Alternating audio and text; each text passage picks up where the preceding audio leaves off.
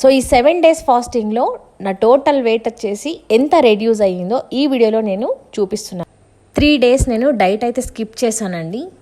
Wait వచ్చేసి 64.65 ఉంది. నేను కొంచెం ప్రాపర్గా వాక్ అయితే చేయక కొంచెం వెయిట్ అనేది తక్కువే రెడ్యూస్ అయ్యాను. 50 grams అయితే రెడ్యూస్ అయ్యాను. కంప్లీట్ ఈ 7 days ఫాస్టింగ్లో నేను వచ్చేసి 2.5 kg వరకు అయితే వెయిట్ అయితే రెడ్యూస్ అయ్యాను. మధ్యలో వన్ డే అట్లా గ్యాప్ ఇచ్చాను నాకు బోరింగ్ అనిపించినప్పుడు. సో మీరు కూడా ఇలా గ్యాప్ ఇస్తూ చేయండి. కంటిన్యూస్గా ఒకటిసారి వెయిట్ రెడ్యూస్ అవ్వద్దు కాబట్టి నేను గ్యాప్స్ అనేవి ఇస్తున్నానండి. ఈ వీడియో నేను వచ్చేసి సాటర్డే అయితే షూట్ చేస్తున్నాను. మధ్యలో 3 days అయితే గ్యాప్ ఇచ్చాను. ఇట్లా గ్యాప్ అనేది కంపల్సరీ అవసరమేనండి. కంటిన్యూస్గా ఒకేసారి వెయిట్ అనేది ఎక్కువ రెడ్యూస్ అవ్వకూడదు. సో అట్లా మనం రెడ్యూస్ అయితే కంప్లీట్గా ఫాస్ట్గా మళ్ళీ వెయిట్ గెయిన్ అవుతాం కాబట్టి కొంచెం మాత్రమే తగ్గుతూ రావాలి. నేను ఇప్పుడు మార్నింగ్ 7కి అయితే 1 liter వాటర్ అయితే తీసుకున్నాను. ఇప్పుడు నా బ్రేక్ఫాస్ట్కి వచ్చేసి నేను ఇట్లా ప్రిపేర్ చేసుకుంటున్నాను. వెజిటేబుల్స్ అయితే అన్నీ కట్ చేసుకొని పెట్టుకున్నాను. సో చపాతీల్లోకి ఈ కర్రీ అయితే ప్రిపేర్ చేసుకుంటున్నాను. బెండకాయలు, బీరకాయలు, వంకాయలు, క్యాప్సికమ్ ఇలా ఒక కంప్లీట్ ప్లేటెడ్ వెజ్జెస్ అయితే తీసుకున్నాను. వీటిని ఒక ప్యాన్లోకి ఆయిల్ వేసుకొని కాసేపు ఇలా లో ఫ్లేమ్లో మగ్గనిచ్చాను. నెక్స్ట్ ఇందులోకి కొద్దిగా సాల్ట్ అయితే వేసాను, కొద్దిగా కారం పొడి వేసుకున్నాను, లైట్గా పసుపు కూడా వేసుకున్నాను. ఇవన్నీ కూడా బాగా ఈ రకంగా మగ్గనివ్వాలి, సాఫ్ట్గా అయ్యేంత వరకు. కొద్దిగా వాటర్ వేస్తే ఇంకాస్త బాగా మగ్గుతాయి కాబట్టి ఇలా వాటర్ అయితే వేసుకున్నాను.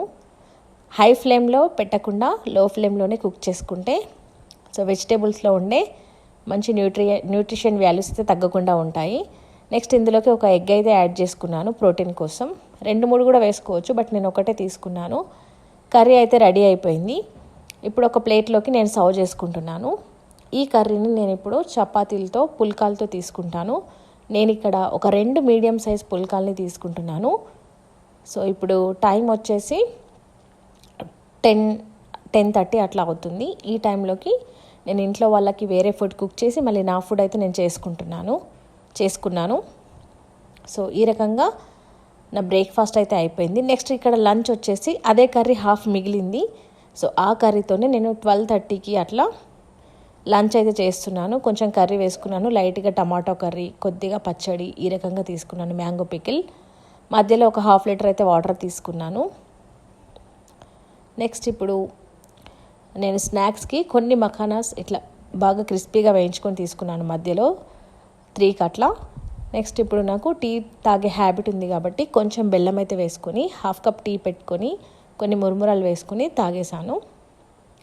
నెక్స్ట్ మధ్యలో ఒక హాఫ్ టు 1 liter ఇట్లా వాటర్ అయితే తీసుకున్నాను నేను.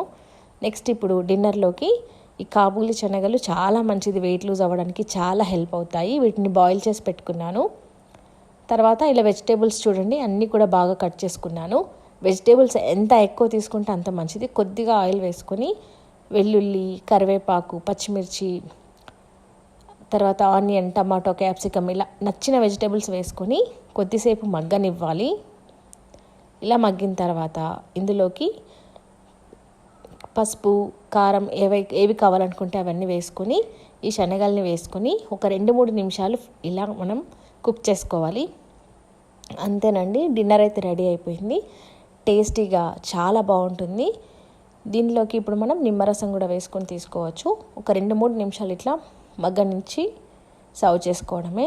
టేస్టీగా ఈ సలాడ్ని తప్పకుండా ట్రై చేసి చూడండి, చాలా బాగుంటుంది. అండ్ వెయిట్ కూడా రెడ్యూస్ అవుతారు. ఇంకా మీరు కొన్ని వర్కౌట్స్ చేస్తే ఇంకా బెస్ట్ రిజల్ట్స్ ఉంటాయండి. కొన్ని ఏమైనా తెలిసిన వర్కౌట్స్ లైట్గా చేసుకున్నా కూడా బెస్ట్ రిజల్ట్స్ అయితే ఉంటాయి.